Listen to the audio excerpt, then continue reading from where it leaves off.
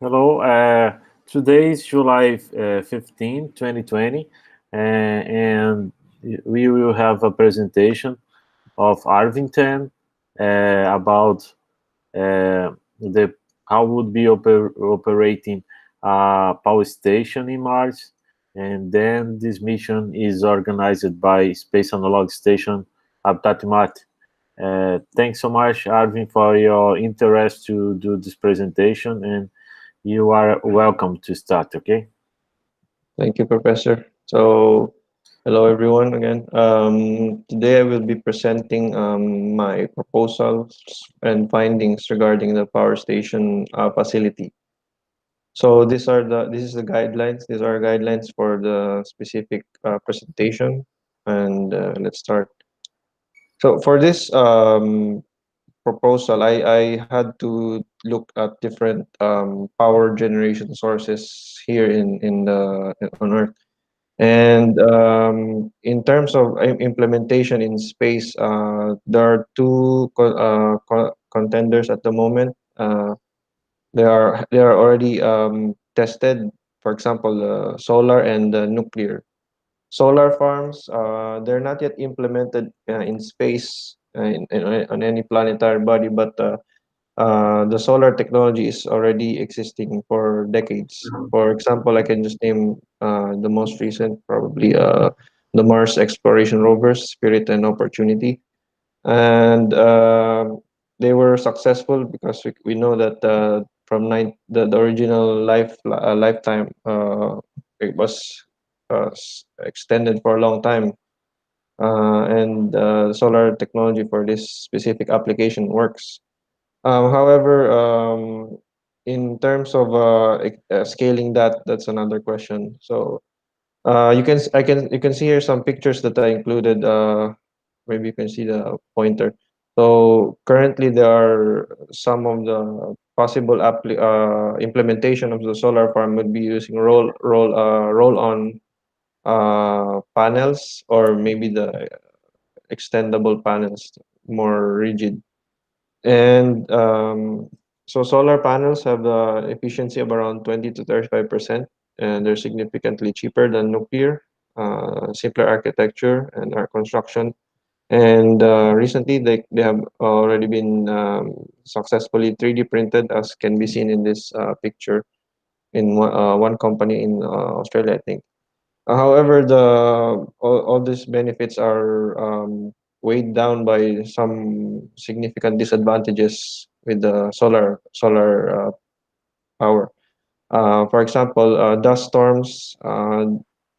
The panels, when they get dirty with the dust, dirt, and other stuff, they can significantly reduce the efficiency of this technology.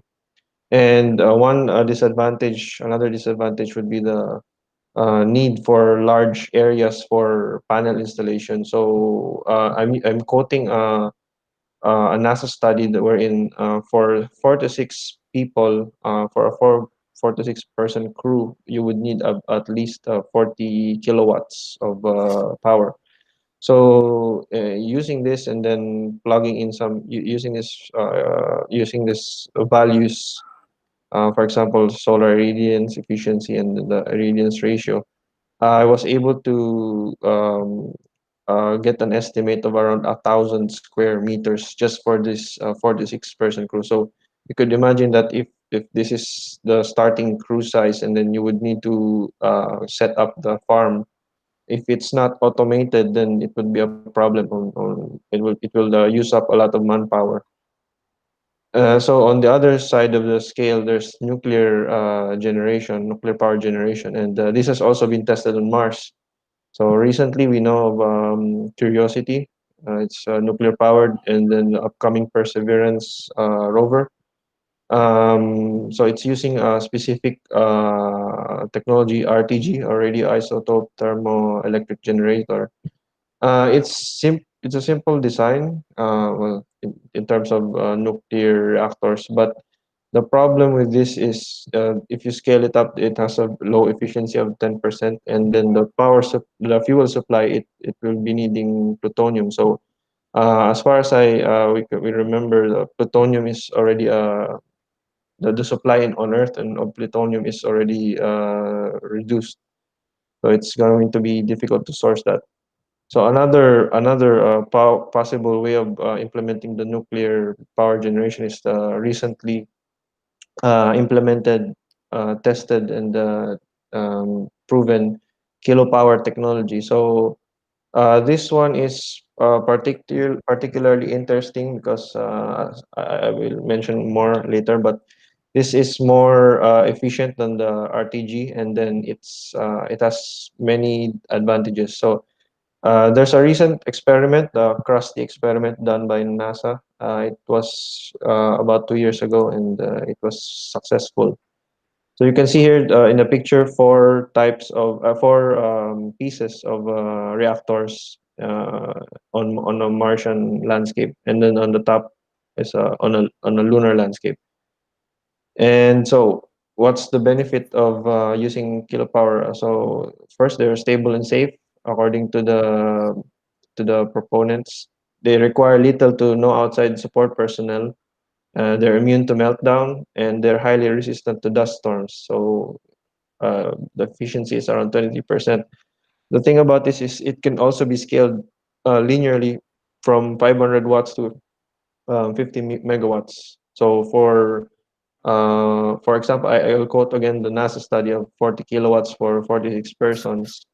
That would mean about if we're going to use the Krusty technology, that's each one of those has during the test was around 10 kilowatts, so you would need 4 kilowatts, 4 pieces of that. And the good thing about this is they can last for years. So according to the paper, it can go for 12 years with minimum or no maintenance. However, the weak points in this kind of implementation would be the support or the peripheral equipment. For example, the Stirling engine, the pipes, the radiators. These are more prone for maintenance and failure than the reactors themselves, and they also add mass to the um, mass volume mass that will be brought from Earth. And also, like the RTG issue, this would also need to you would also need to import uranium from Earth because although there are sources of uranium according to some studies on Mars, the greater problem would be in situ enrichment, and we all know that enrichment is a very complicated process even here on Earth. So it's not possible to be done probably with a limited crew size. And I'm also quoting a paper that was done. So you can see here an example mission. It's 3 expeditions, and it's comparing use of fission power and then solar power. So you can see at the bottom that just using fission alone or nuclear is significantly beneficial in terms of mass um, that will be brought from Earth. So it's significantly huge difference. And so the question now is, would you for the initial phases, several years during the landing, after the landing, the question now would be, would should we use solar only or nuclear only? So I'll consider solar only first. If we use solar only first, then we all know the problems with that, the scaling and then the needed manpower. However, I'm also quoting from a previous mission from the presentation of Ganim Alotaibi, wherein he mentioned about the space-based solar power. So if this can be implemented, then this will greatly reduce the need for nuclear because this can solve that issue. And then, as far as I can remember, the solar the satellite space-based satellite implementation would be able to generate megawatts of power. However, this technology will still need to be proven. As yet, there's no satellite that has been, as far as I remember, has not yet been implemented. So if we go for the nuclear only option, the problem now is you would have to deal with include bringing more reactors to support a growing crew size.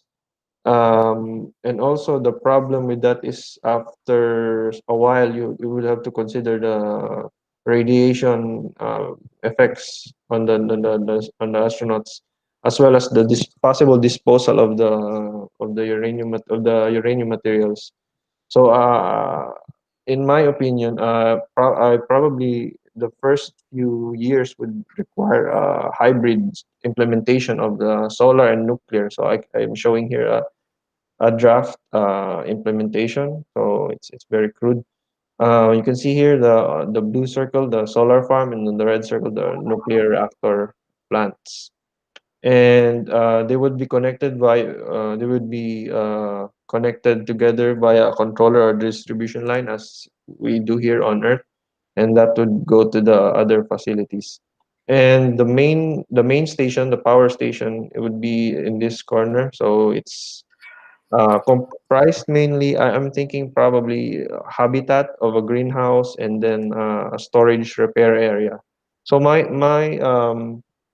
my inspiration about this specific implementation would be the cellular base stations that we have here on Earth. So just to recall, cell towers in far-flung areas, in isolated areas, usually are just composed of the tower and then some support materials, support instruments like generator, the computer, and then other stuff. So this is my inspiration for this specific design, because if we can make the system, the power station, highly autonomous, then there would be little need for crew to remain in that area, uh, because as we would remember, the nuclear reactors would be the radiation shielding would be an issue, specifically if we have several of the reactors in place. So that's why I'm also assuming that this specific habitat is the distance from the reactors would be several meters away, or maybe 100. I'm not sure. And so this will be my proposal. And I'm also quoting from Mariam Nassim from Mission 42. So I hope she's okay with this.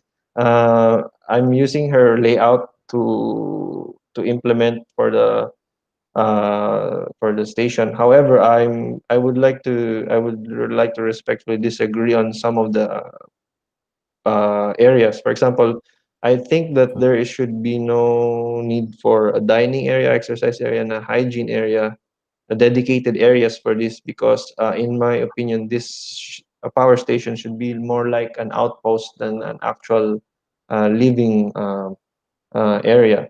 And also the research and development lab. I think some of this can be done in the research can be done in the engineering center. So I'm also thinking probably the power station engineering centers would be highly connected in some way, that all the activities done in the power station would relate to the engineering center. For example, if you can make the station highly automated and then remote, so we can just collect all data and communicate that in the engineering center or the main station, and then just do all the research in that area. So otherwise, the astronauts would just go to the power station to do some maintenance or to do some checkups. And this would be this is how I imagine the power station main would be. So you can see here in the left picture, there are three habitats or modules. So the main would be living quarters, the main here, and then you have a repair probably on the right side, repair, maintenance, storage, monitoring, and then um, on the left side you have the greenhouse, food, water, and then life support storage. So it's just minimal requirements that I can think of. Or if we can make it totally automated, then I guess that you can only need one habitat for this, just to make it like a base station, cellular base station. Just astronauts just go there to collect some stuff and then just go. And as for the functionalities, I'm also reusing the proposals from Mariam, except that, okay, so I just mentioned first. First, the facility should generate power through various primary backup sources. It should ensure all life support systems have stable power across the different facilities. And then it should also work with other facilities to ensure adequate power supply for operational needs. And then do maintenance, repair tools, life support, and then food production. However, I think this other things I crossed out because, for example, the regenerative, the research, and then research related activities can be done, as I mentioned earlier, in the engineering facility and then other locations. And this specific one for recharging fuel cells and solar battery, I also think that this can be done in the engineering center because power is distributed anyway to different facilities. And I also think that fuel cells, the recharging of these cells should be done closer to the facilities themselves because they would need to be used sooner. And so yeah, this is for the technologies to build this habitat. I'm also reusing again some findings from Mariam, and I'm just adding some details. So according to her, the construction should require 3D printing, inflatable structures, regulate additive manufacturing using robotic systems, and then you would also need to have the solar arrays, the fuel cells, and the nuclear fission power source. And just to add more, in the nuclear fission system, you would need to probably in the first few years, you would need to import most of the generators, the pipes, the tools, the panels.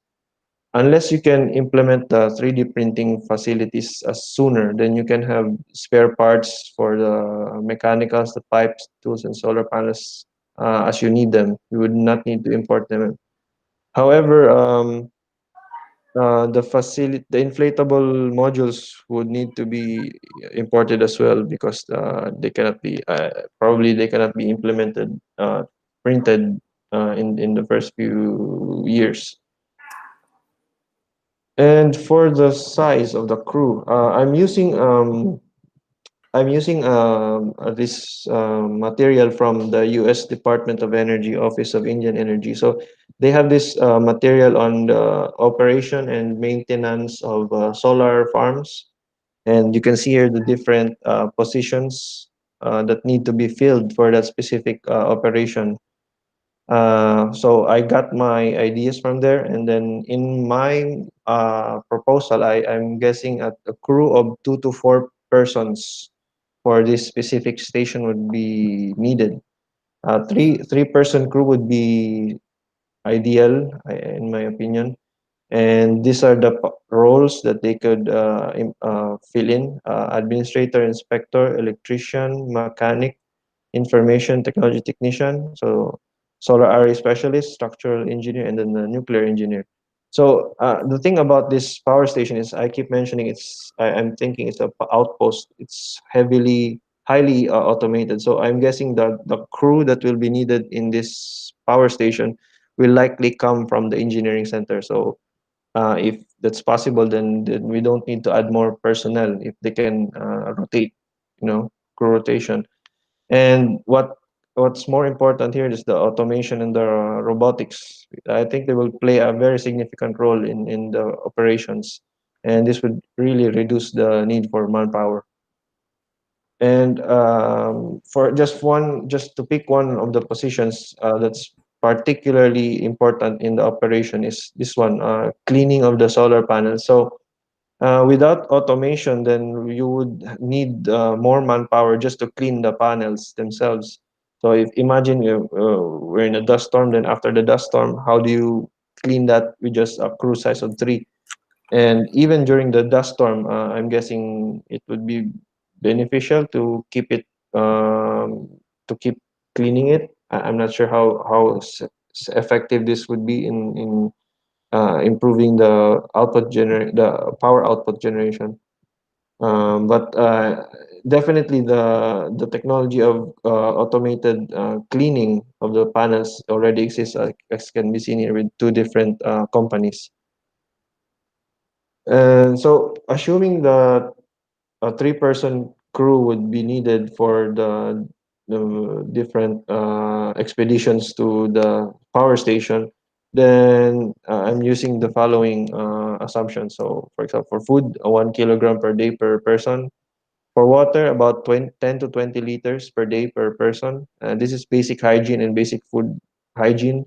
I'm quoting this from the World Health Organization, and this does not include laundry and bathing, as this will increase the requirement, and this should be considered as a secondary need for for this specific facility. And so, assuming that there's a dust storm, 1 week, at least 1 week, although they can last longer. So, what this would mean is that the facility should have at least around 200 to 400 kilograms of water and 21 kilograms of water. So you can see that this is particularly significant if we're going to consider that the astronauts, the crew, would just bring these materials together with them.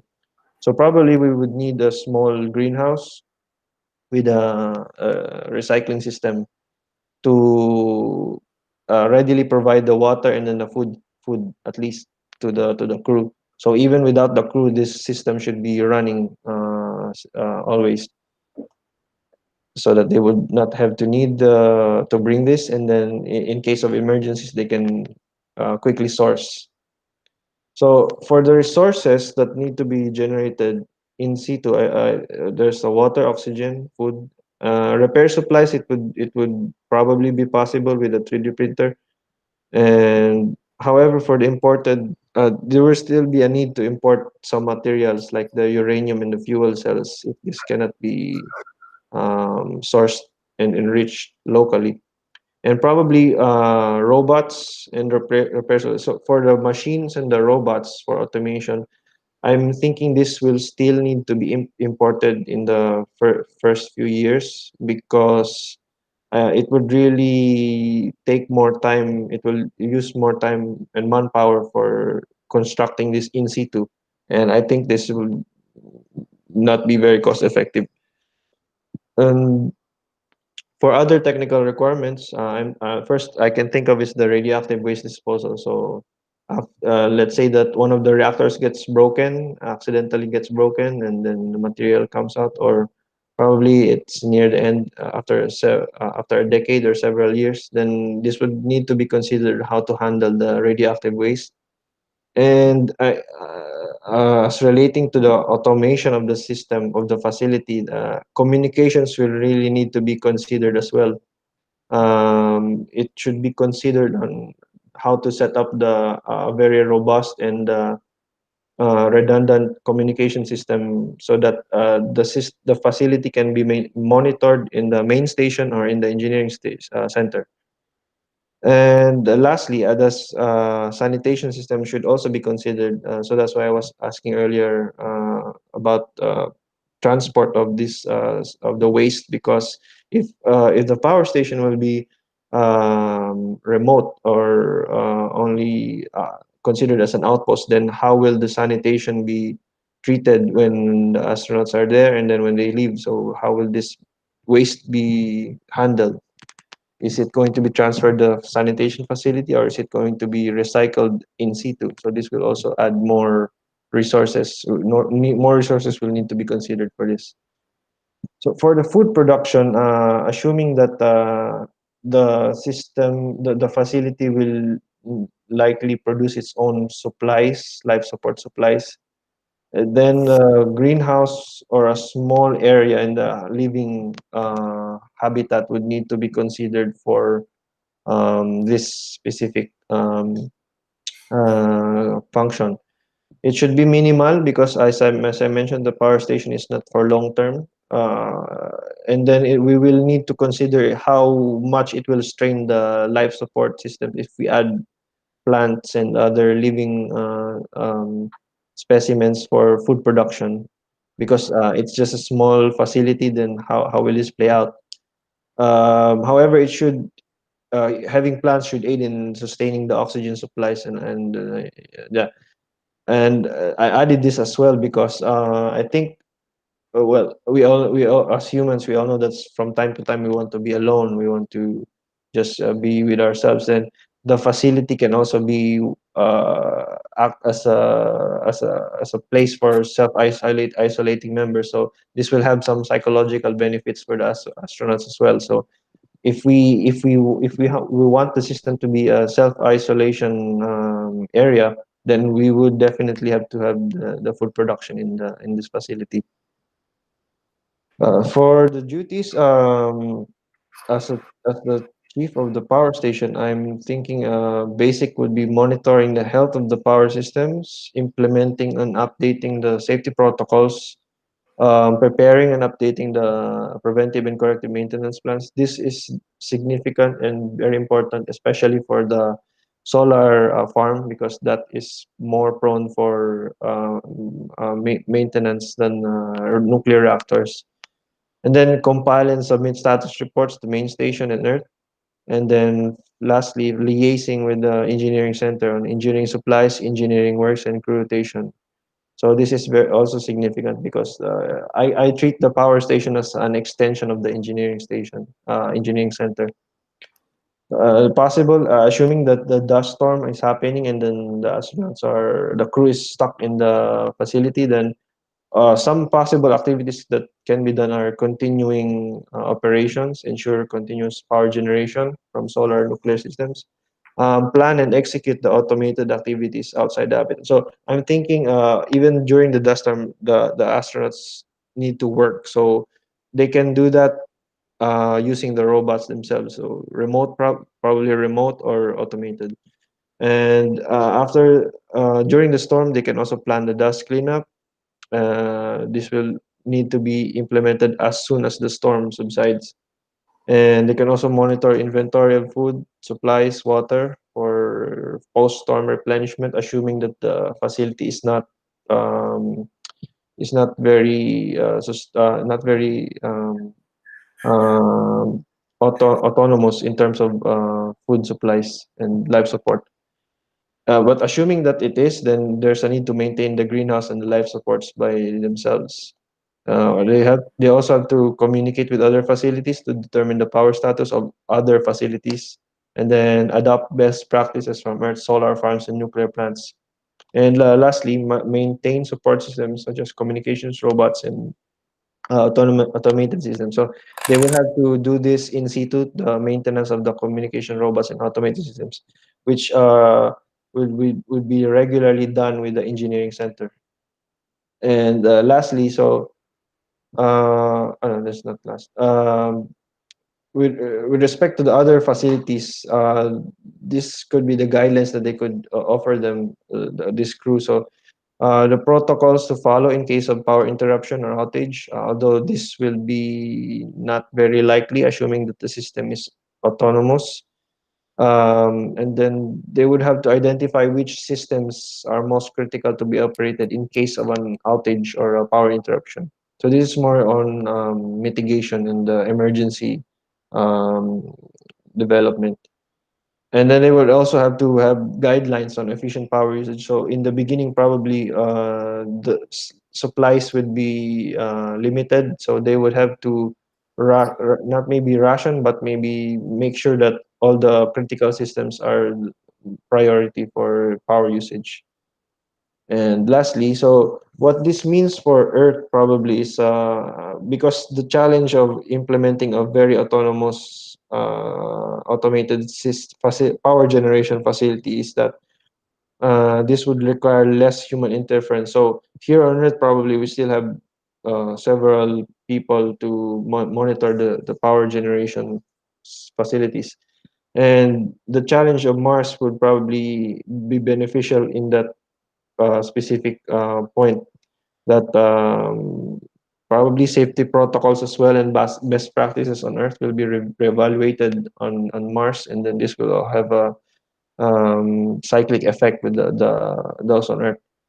And because yeah the issues I mentioned earlier, so a more efficient power systems monitoring would be possibly applied on Earth.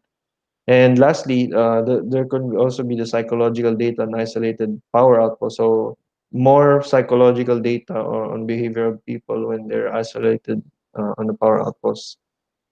And these are my references. Thank you. Uh, that's maybe you have questions. Yes, okay, Arvin. Thanks so much for your presentation. I believe you bring very good new elements to consider. And then let I ask something. You are considering the just to confirm three persons to be operating the power station Yes, operation. three persons ideally, but two, it can be done with two, but I'm going with three. Okay, okay. Yes, yes. Uh, okay. After I have more question. Okay, and then and Nikki, if not, if Nikita or David have more questions too.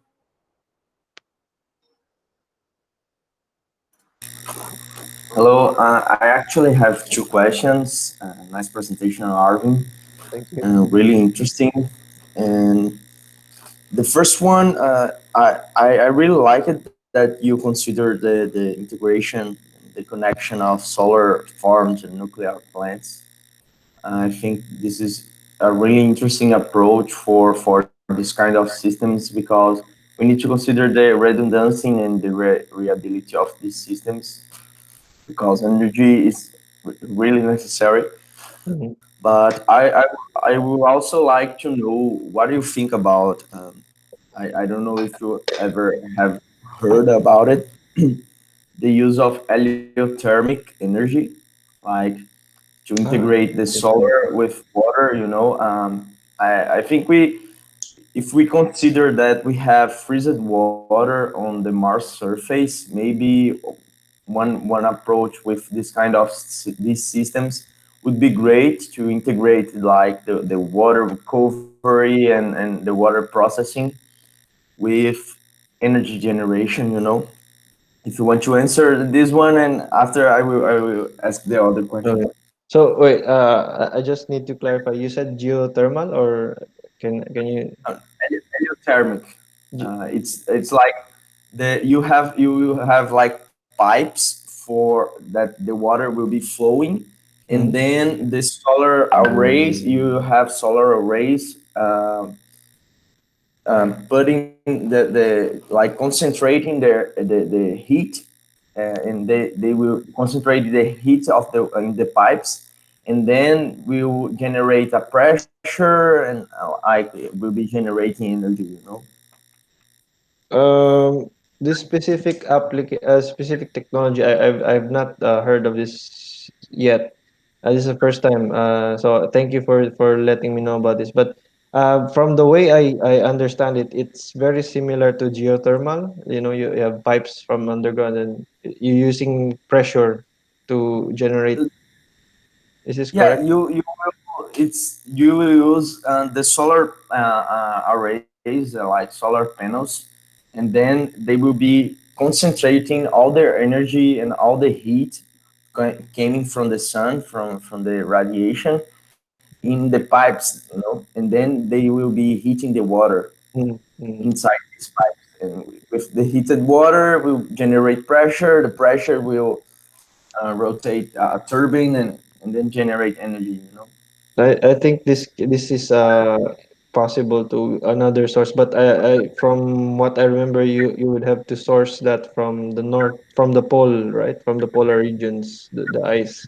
So this will be a challenge if we have the equatorial facility. But relating to that, I did read about the geothermal technology because I think it's also possible to do, and it's doing a similar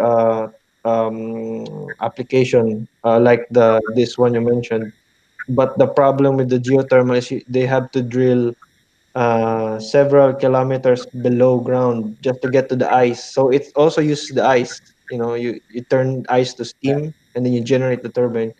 It's similar, but I guess this is a quicker way of doing it than the geothermal, because geothermal you have to drill very deep, or maybe several meters deep. I'm not sure, but I guess this can be done. Maybe you can we can also implement a facility that generates power on the polar regions, and then you have a microwave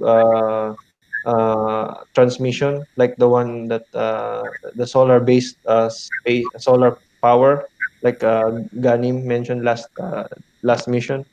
So if we can maybe use that, then we have wireless transmission of power on land, and probably that's one way of doing it. But yeah, thank you for this point. I wanted to bring that up. You had another question, you said? And the other one, it's related to that you mentioned, the food, water, life support. And then it's a kind of a simple question. What would be the possible solutions to keep these a regular and safe production for these kind of systems that we know that these systems need to be operating regularly.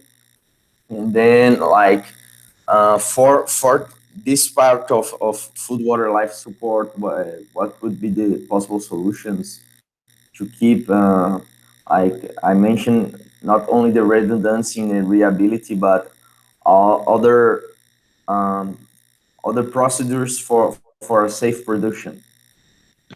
Um, to be honest, I did not look very much into the food production aspect of the facility, because I was thinking this is more of an isolated facility, so it doesn't have to have a significant amount of food production. But I what I was thinking about when I mentioned the greenhouse was that it's like a smaller scale of the greenhouse facility that Nikita will be talking about tomorrow. So probably it's a very small scale. So at the very least, probably aquaponics would be there. But certainly, I think there will be no tilapia. The facilities. It's not feasible, I think, to have that. But basically, aquaponics should be there to provide basic requirements. And maybe I'm not sure, but sorry, Also, algae production Ajay, yes, too. Like, Ajay too, significant. And I was thinking probably small insects. You could also cultivate them there, because I think they provide protein. So you can have probably small ant farms. I'm not sure if you can eat ants, but small ants, small insects. I hope. just to Yeah. uh, the use of algae, it's also a possible solution for energy generation. And also, one another one that I really like to mention is the use of the food waste, like the crop waste. We In the crops, when we are producing, we will take the part that we will eat, and then the waste of the plants can be used as a biofuel, Mm. with like biodigesters and something like that would be also useful for energy generation. Continue this All these approaches is considering the redundancy part. It's really important for this kind of systems. So thank you very much. Thank Nice you, thank you. presentation. I learned from you as well. Thank you.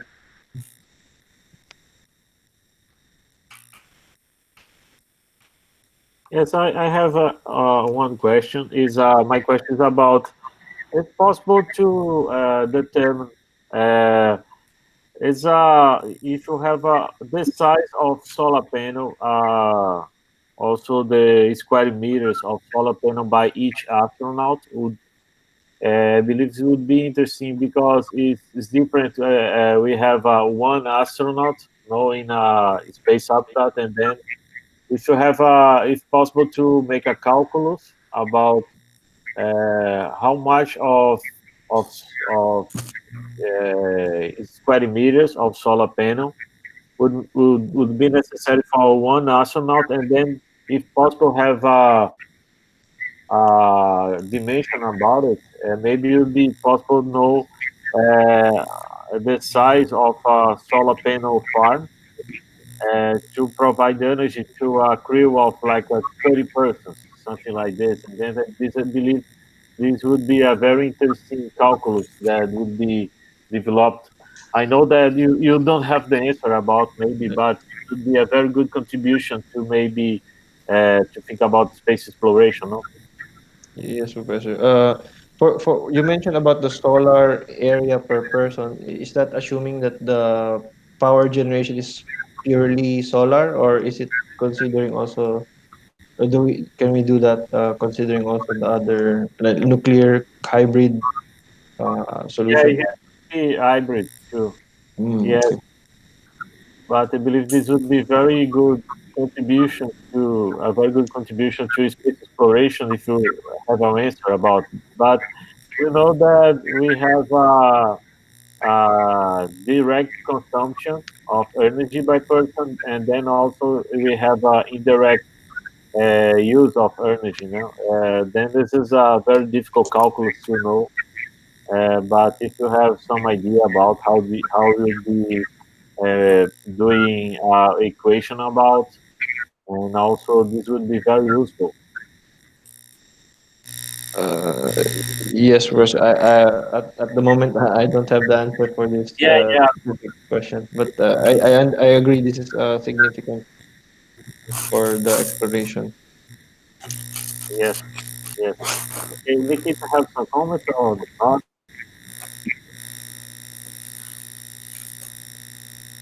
Maybe for Nikita, maybe you have some comment on the greenhouse part because that's the least yeah